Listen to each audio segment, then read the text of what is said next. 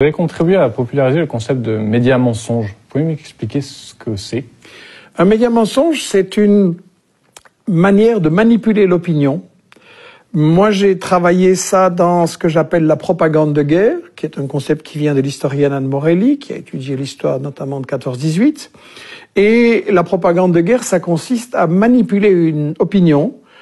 Si on est les États-Unis ou la France et qu'on décide de faire une guerre contre un pays, on va évidemment pas dire on veut voler son pétrole, son gaz, ses richesses, on veut contrôler la zone stratégique, ça on peut pas dire.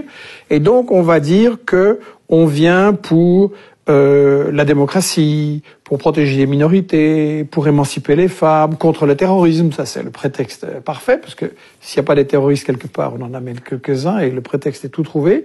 Et donc, la propagande de guerre, pour moi, ça se caractérise par le fait de toujours cacher les intérêts économiques, de toujours cacher l'histoire, c'est-à-dire le rôle que les puissances coloniales ont joué dans certaines régions pour diviser, pour régner, pour dresser les peuples les uns contre les autres et garder le contrôle.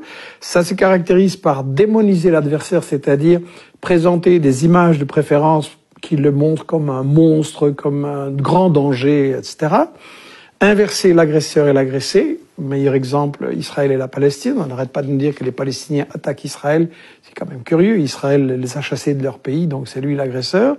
Et le cinquième principe de la propagande de guerre, c'est monopoliser le débat, c'est-à-dire empêcher... Vous savez, quand il y a une guerre, il y a toujours forcément au moins deux avis. Et donc, un spectateur devrait entendre les deux avis pour se faire son opinion.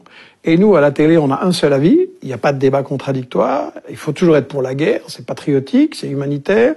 Et donc voilà, ces 5 principes de la propagande de guerre, c'est ça qui est derrière ce que j'ai appelé le média mensonge. Je ne veux pas dire par là que les journalistes sont tous pourris.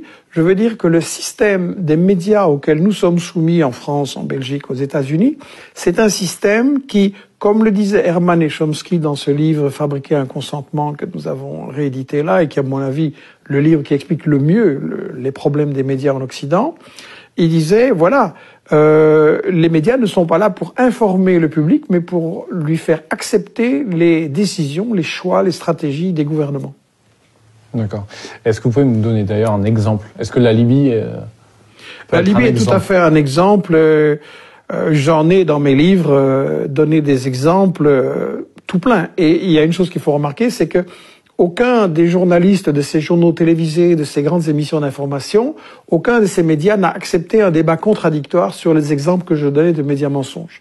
Dans le cas de la Libye, on nous a dit que Kadhafi faisait bombarder, mitrailler la population qui manifestait, qu'il y avait 6 000, 10 000 morts, tous les jours les chiffres gonflaient.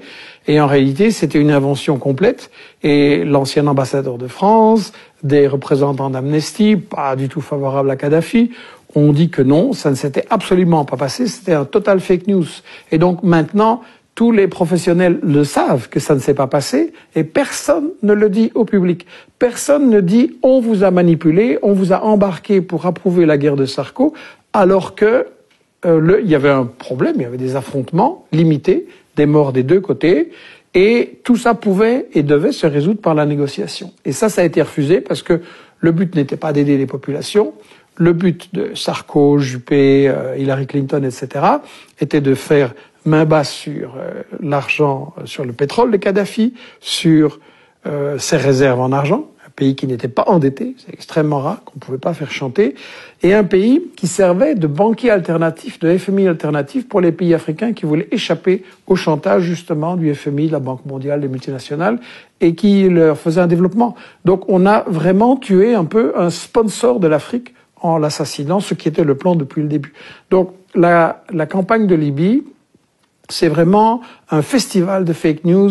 Et la grande question, c'est pourquoi les journalistes qui ont fait ça refusent qu'on en débatte et qu'on en discute maintenant? Pourquoi il faut tourner la page et oublier ce qui s'est passé? Alors que les résultats sont catastrophiques.